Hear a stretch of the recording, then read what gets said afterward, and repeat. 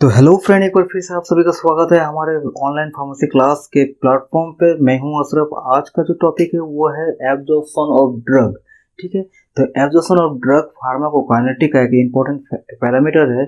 इसके बाद आता है डी ए, ये हो गया A for absorption, D D for distribution, M for metabolism, E for excretion, that is ADME। तो अगर एब्जॉर्प्शन अगर नहीं होगा तो फिर इसका नेक्स्ट पैरामीटर कभी भी संभव नहीं है। इसलिए ये बहुत ही इंपॉर्टेंट रखता है अपने आप में। तो चलिए देखते हैं कि एब्जॉर्प्शन किसे कहते हैं। तो जब हम कोई ड्रग लेते हैं या ड्रग को खाते हैं या कोई सब्सटेंस को खाते हैं तो वो क्या होता है, उसका साइट ऑफ एडमिनिस्ट्रेशन से जो सर्कुलेशन में जो जाता है उसके बाद क्या स्टार्ट होता है, उसका एब्जॉर्प्शन स्टार्ट होता है। तो जिसे यहाँ अंग्रेजी भाषा में लिखा गया है, तो हम देखते हैं absorption is a movement of drug from its site of administration to the circulation और ब्लड।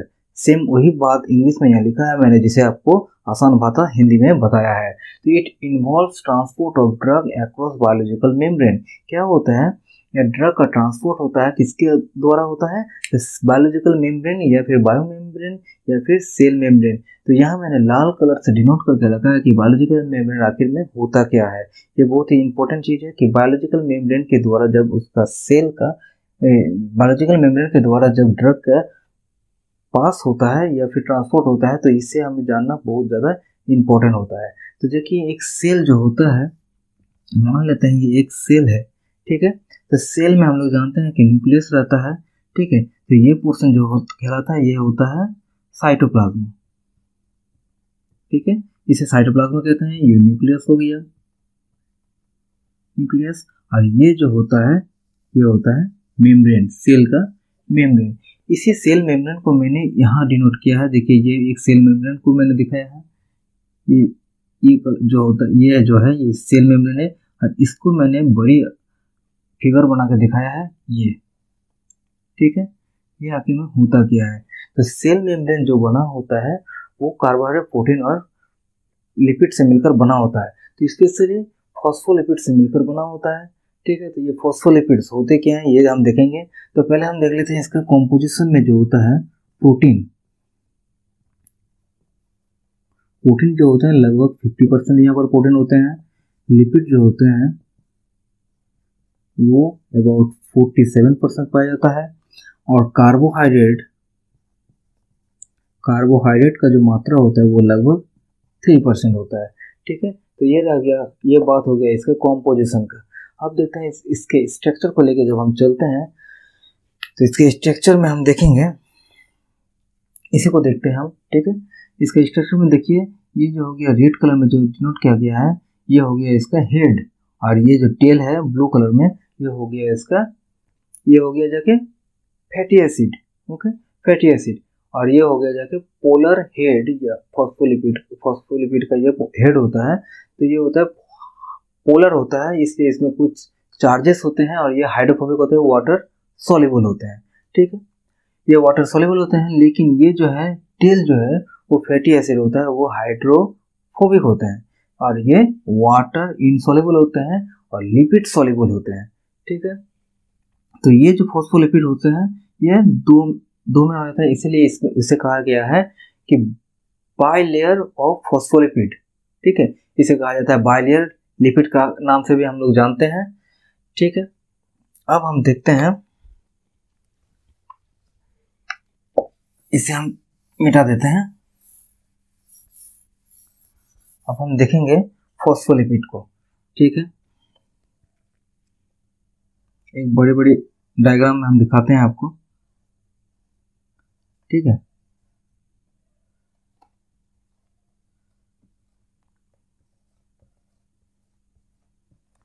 यहाँ ड्रॉ कर रहा हूं मैं फिर हेड को, हेड ड्रॉ किया मैंने, पोलर हेड, ठीक है। यहां से मैंने इसका टेल को निकाला, ये हो गया फैटी चेन या फिर फैटी एसिड का ये होता है, ये हाइड्रोफोबिक नेचर में होते हैं। अगर इसे समझ लिए तो फिर एब्जॉर्प्शन आपके लिए क्लियर हो जाएगा, ठीक है। ये हो गया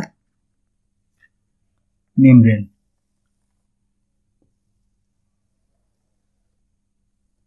ठीक है, ये मेम्ब्रेन हो गया। अब देखिए ये सेल मेम्ब्रेन जो होते हैं, ये सेल मेम्ब्रेन है ना, ये सेल मेम्ब्रेन क्या करते हैं, ये सेपरेट करते हैं इनर पार्ट को और आउटर पार्ट को, जो कि दोनों होता है एक्वास।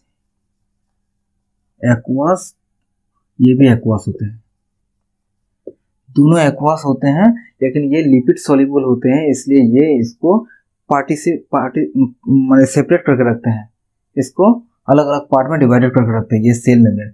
अब जो होता है कोई भी सब्सटेंस जब यहाँ आता है तो फिर क्या होता है, और सब्सटेंस तो अगर वो लिपिड सॉल्युबल होगा तो फिर वो इजीली यहाँ से पास हो जाएगा, समझ में आई बात।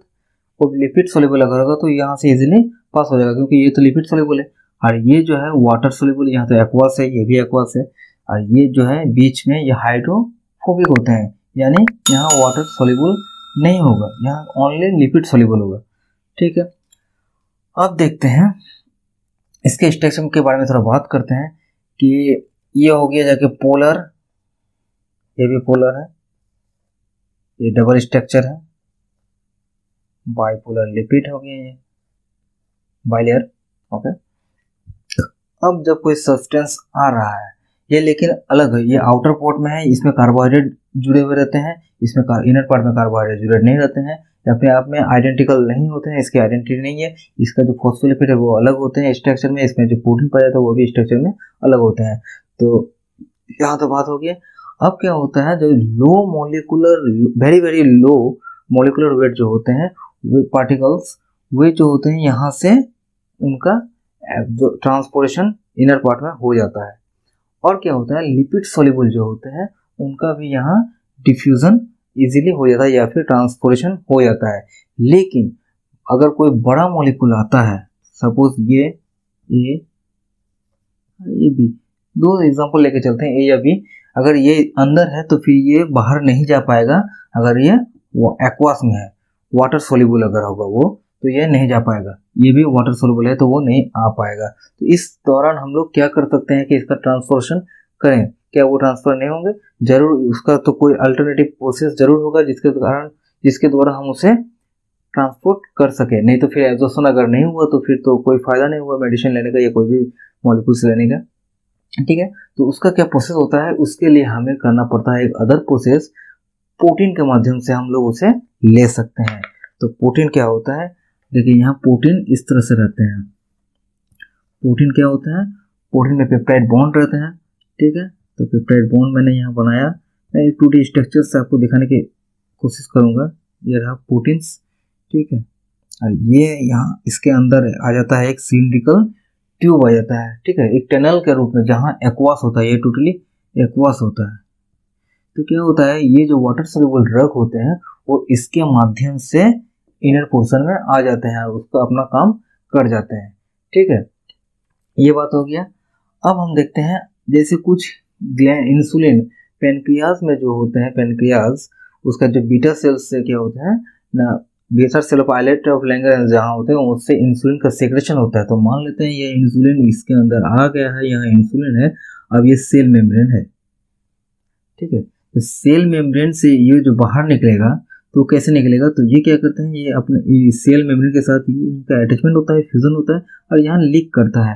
लीक करने के बाद क्या होता है, ये बाहर आ जाता है। ठीक है, तो और फिर ये बाहर आने के बाद ऑटोमेटिकली ये फिर फ्यूज हो जाता है मेम्ब्रेन, ये खुला नहीं रहता, ओपन नहीं रहता, ये फिर फ्यूज हो जाते हैं। ठीक है, तो इस प्रोसेस को क्या कहते हैं, एक तो इंडोसाइटोसिस होता है, ये एक्सोसाइटोसिस होते हैं, यानी यहाँ सेल से वो बाहर की ओर जा रहा है, आउटर पार्ट में जा रहा है, इसलिए इसको एक्सोसाइटोसिस कहते हैं। और एक होता है जहाँ पिनोसाइटोसिस या इंडोसाइटोसिस हम कहते हैं, उसमें क्या होता है, वो से मॉलिक्यूल्स या फ्लूइड को इनगल्फ कर लेते हैं। तो चीज यहाँ कुछ इन मॉलिक्यूल्स है, तो ये खुलकर ये सामने आता है, आने के बाद क्या करता है, ये इसको फिर नेक्स्ट पोजीशन में धीरे धीरे ये अंदर ले जाता है और ये ऐसे पोजीशन बनाता है और ये फिर से फ्यूज हो जाते हैं। तो क्या होता है, देखिए ये ऑटोमेटिकली अंदर आ गया।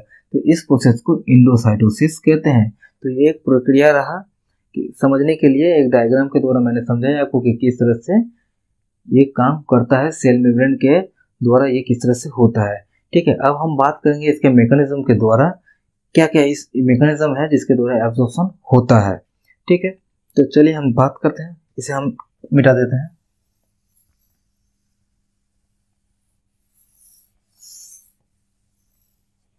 ठीक है, तो जहां तक है मैकेनिज्म का बात कि एब्जॉर्प्शन दो प्रोसेस के द्वारा उसका ट्रांसपोर्टेशन होता है ड्रग का।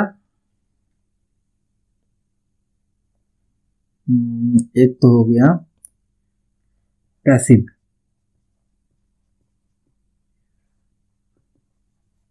पैसिव डिफ्यूजन, पैसिव डिफ्यूजन, एक हो गया फिल्ट्रेशन, थर्ड में आ गए जाते हैं एक्टिव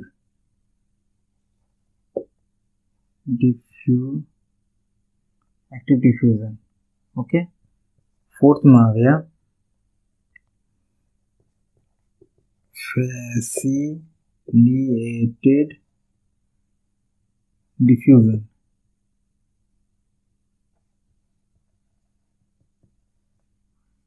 एक्टिव ट्रांसपोर्ट होता है ये, ठीक है, ये एक्टिव ट्रांसपोर्ट। और कैरियर ट्रांसपोर्ट। पांचवा आ गया पिनोसाइटोसिस। तो पैसिव ट्रांसपोर्ट में क्या होता है इसके बारे में पहले हम बात करें। मोस्ट ऑफ द ड्रग जो होता है, ड्रग का ट्रांसपोर्टेशन होता है, मेजोरिटी ऑफ ड्रग वो होता है पैसिव डिफ्यूजन के द्वारा। इसमें क्या होता है, कॉन्सेंट्रेशन ग्रेडियंट इसमें काम आता है। इसमें हम लोग जानते हैं क्या रूल्स होते हैं ना, हायर कॉन्सेंट्रेशन से लोअर कॉन्सेंट्रेशन की ओर वो उसका ट्रांसपोर्ट होता है। यानी एक सेल है, यहाँ सब्सटेंस है, इसका हायर कॉन्सेंट्रेशन है, और इधर अगर इसका लोअर कॉन्सेंट्रेशन होगा, आउटर पोर्शन में हायर कॉन्सेंट्रेशन, लोअर पोर्शन में लो कॉन्सेंट्रेशन, लोअर यानी इनर पोर्शन में। तो अगर हम लोग जानते हैं नियम के अनुसार हायर कॉन्सेंट्रेशन से लोअर कॉन्सेंट्रेशन की ओर हमेशा गमन होता है, तो फिर इस और जो इजीली यहाँ से यहाँ इसका ट्रांसफॉर्मेशन हो जाएगा। तो ये हो गया पैसिव डिफ्यूजन। ठीक है, इसमें और क्या होता है पैसिव डिफ्यूजन, इसमें हम कह सकते हैं ये ट्रांसफॉर्मेशन हो गया फर्स्ट ऑफ पैसिव डिफ्यूजन में हो गया। लिपिड सॉल्युबल जो होते हैं वो इनमें इजीली, लिपिड सॉल्युबल मेम्ब्रेन, जो मेम्ब्रेन का यहाँ कुछ एक्टिव रोल नहीं होता है। ठीक है, ये सिंपल कॉन्सेंट्रेशन ग्रेडियंट इसमें काम आता है और ये इसका ट्रांसपोर्टेशन हो जाता है। फिल्ट्रेशन में जो होता है उसमें क्या होता है ना, वाटर सॉल्युबल ड्रग्स इसमें इजीली पास हो जाते हैं। कहाँ से पास हो जाते हैं ना, पोर के द्वारा। एक इंट्रासेलुलर स्पेस होता है या फिर पोर होता है जहाँ से वो पास हो जाते हैं। कुछ लिपिड इनसोल्युबल ड्रग जो होते हैं वो भी यहाँ से पास हो जाते हैं। कैसे पास होते हैं, पास हो जाते हैं अगर जो पोर का साइज है वो, पोर का डायमीटर जो है वो मॉलिक्यूल्स जो होते हैं उसके डायमीटर से अगर ज़्यादा हो तो फिर वहाँ से वो पास हो जाता है। लेकिन ये हमेशा संभव नहीं हो पाता है क्योंकि पोर का साइज 4A तक माना जाता है और मोलिकुलर वेट जो होता है, अगर किसी का मोलिकुलर वेट 100 से 200 अगर होता है तो फिर वो संभव नहीं हो पाता है। इसलिए उतना वाटर सोल्यूबल ड्रग के लिए इजीली फिल्ट्रेशन होता है। एक्टिव ट्रांसपोर्ट में क्या होता है, इसमें एनर्जी की ज़रूरत होती है। ठीक है, एनर्जी की ज़रूरत होती है, इसलिए इसे और एक इसे कैरियर ट्रांसपोर्ट भी कहते हैं। ठीक है, इसमें एनर्जी का ज़रूरत होता है, इसे कैरियर ट्रांसपोर्ट भी कहते हैं क्योंकि एक कैरियर के द्वारा इसमें प्रोटीन जैसे मैंने बताया होल के द्वारा प्रोटीन अपने अंदर से वो ले जाता है। वहाँ पर और एक चीज़ मैं कहने के लिए भूल गया कि वहाँ जो होता है इंटीग्रल प्रोटीन और पेरिफेरल प्रोटीन का थोड़ा रोल्स होते हैं। क्या होते हैं ना, इंटीग्रल प्रोटीन जो होते हैं सेल के मेम्ब्रेन में रहते हैं। ओके, और वो क्या करते हैं, कुछ भी जो वो रेसिप्टर की तरह काम करते हैं और जैसे कि ये सेल है। ठीक है, तो ये इस तरह से। ठीक है, तो ये हो गया एक इंटीग्रल प्रोटीन, समझ में आया, ये इंटीग्रल प्रोटीन हो गया। अब यहाँ जब कुछ सब्सटेंस आता है तो ये इसे पकड़ते हैं।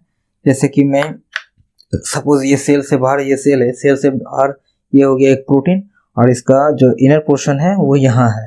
तो यहाँ से वो रिस्पॉन्स ले रहा है, यहाँ से वो उसके साथ बाइंड किया, सब्सटेंस के साथ बाइंड किया रिसेप्टर, और उसका जो रिस्पॉन्स है वो यहाँ से होते हुए इसके अंदर दे रहा है।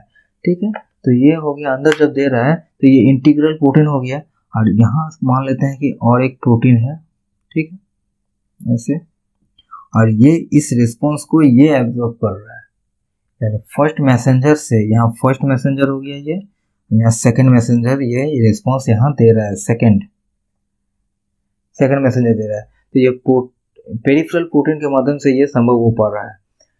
तो ये भी एक पार्ट हो गया एक्टिव ट्रांसपोर्ट का या कैरियर ट्रांसपोर्ट का। इसमें एनर्जी की जरूरत होती है। फैसिलिटेटेड डिफ्यूजन जो होता है वो सेम एक्टिव ट्रांसपोर्ट की तरह ही होता है, लेकिन इस पे एनर्जी का जरूरत नहीं होता है।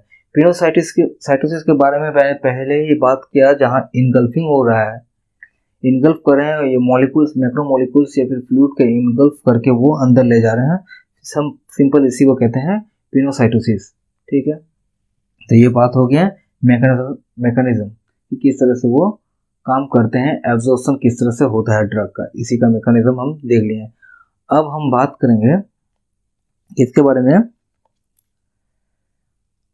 नेक्स्ट पॉइंट आ गया फैक्टर अफेक्टिंग ड्रग एब्जॉर्प्शन। कौन सा फैक्टर है जो ड्रग के एब्जॉर्प्शन में इफेक्ट करते हैं। ठीक है, देखते हैं। तो फैक्टर इफेक्टिंग ड्रग एब्जॉर्प्शन, ठीक है, तो नंबर 1 में आता है सॉल्युबिलिटी, नंबर 2 में कॉन्सेंट्रेशन, 3 में size, then particle state, surface area, circulation, route of administration and drugs. तो पहले बात करते हैं सॉल्युबिलिटी के ऊपर।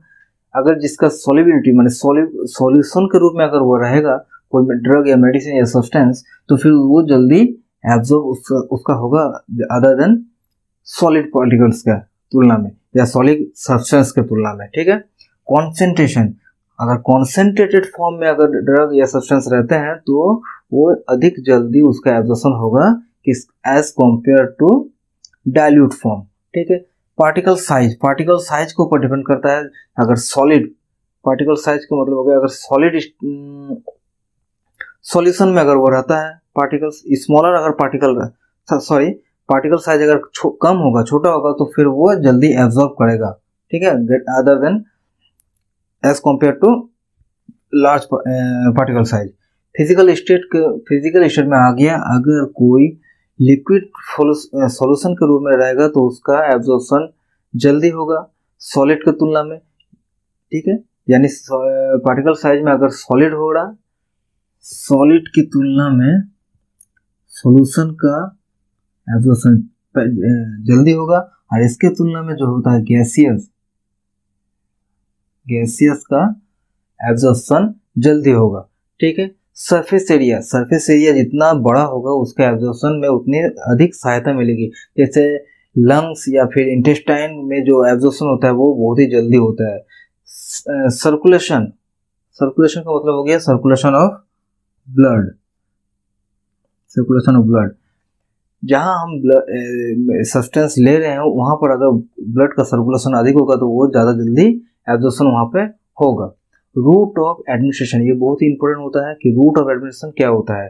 ठीक है, जैसे कि कोई ऐसा मेडिसिन है ओरली, कुछ मेडिसिन जो होता है ओरली, जैसे गैस्ट्रिक एंटी अल्सर ड्रग ले लेते हैं, जैसे पेन-40 को ले लेते हैं हम लोग। तो पेन-40 जब हम लोग ओरली लेते हैं तो उसका जो रिस्पॉन्स होता है, उसका एब्जॉर्प्शन होता है वो देर होता है, क्योंकि वो फर्स्ट पास मेटाबॉलिज्म के द्वारा होते हुए उसका एक्शन दिखाता है या फिर एब्जॉर्प्शन होता है। लेकिन अगर उसी पेन-40 इंजेक्शन को या पेंटाप्राजोल इंजेक्शन को जब हम आईवी के पेनेंटल के रूप में लेते हैं तो उसका एब्जॉर्प्शन जल्दी होता है और हमें क्विक रिस्पॉन्स मिलने लगता है। ठीक है, ड्रग मैंने यहाँ बताया है क्यों, जब कोई वेसोकॉन्स्ट्रिक्टर हम लोग लेते हैं तो क्या होता है, ब्लड फ्लो का डिक्रीजन होता है। तो ब्लड फ्लो अगर कम होगा तो फिर ऑटोमेटिकली एब्जॉर्प्शन भी कम होगा। तो ये बात आज मैंने किया एब्जॉर्प्शन ऑफ ड्रग के बारे में। ठीक है, मैं फिर से एक बार समरी बता देता हूँ कि एब्जॉर्प्शन ऑफ ड्रग किसे कहते हैं। तो absorption is a movement of drug from its site of administration to the circulation of blood. It involves transport of drug across the biological membrane. मैंने ये भी बताया कि बायोलॉजिकल मेम्ब्रेन क्या होता है। तो बायोलॉजिकल मेम्ब्रेन एक यह बायोलॉजिकल मेम्ब्रेन या सेल मेम्ब्रेन वो होते हैं जो इनर एक्वास इन्वायरमेंट और आउटर एक्वास इन्वायरमेंट को एक दूसरे से अलग करते हैं। और ये जो बायोलॉजिकल सेल मेम्ब्रेन है वो बाइलेयर होते हैं। बाइलेयर इसलिए बाइलेयर लिपिड भी कहा जाता है। ये बने होते हैं 2 लेयर से, जिसको हेड जो होता है वो पोलर होता है और जो टेल होता है वो हाइड्रोफोबिक एंड फैटी एसिड होते हैं। और ये पोलर जो होता है वो उसमें चार्ज होते हैं, वो हाइड्रोफिलिक होते हैं, वाटर सोल्यूबल होते हैं। ठीक है, ये सेल के बीच बीच रहते हैं। और इसके बारे में तो मैंने बताया, यहाँ मैंने डिनोट करके रखा है फॉस्फेट एंड, और यहाँ एल फॉर लिपिड एंड के बारे में मैंने यहाँ दर्शाया है। ठीक है, उसके बारे में मैंने बताया। उसके बाद मैंने बताया कि मैकेनिज्म किस तरह से होते हैं एब्जॉर्प्शन का। वो होते हैं तो आपके पहला तो हो गया जाके पैसिव डिफ्यूजन, दूसरा आ गया जाके फिल्ट्रेशन, तीसरा आ गया एक्टिव ट्रांसपोर्ट, फिर आ गया फैसिलिटेटेड डिफ्यूजन, फिर पिनोसाइटोसिस। इसके बारे में मैंने डिटेल्स में बताया आपको। फिर फैक्टर के बारे में बताया जो कि ड्रग के एब्जॉर्प्शन में हेल्प करते हैं। उसमें आ गया solubility, concentration, size, particle size, okay, physical state, surface area, circulation of the blood, route of drug administration and drugs. तो ये मैंने जिस्ट आपको फिर से बताया। अगर आपको कोई भी क्वेरी हो तो आप जरूर हमारे चैनल के डिस्क्रिप्शन में कमेंट में जाके उसको आप लिख सकते हैं। आशा करता हूँ मैं आपके क्वेश्चंस का आंसर जरूर दूंगा। और अगर मेरे वीडियो को अच्छा लगा होगा, मेरे क्लास को आपको पसंद आया होगा, तो जरूर लाइक करना, शेयर करना और सब्सक्राइब तो जरूर कर लेना। तो मिलते हैं एक नए क्लास के साथ, एक नए वीडियो के साथ। धन्यवाद।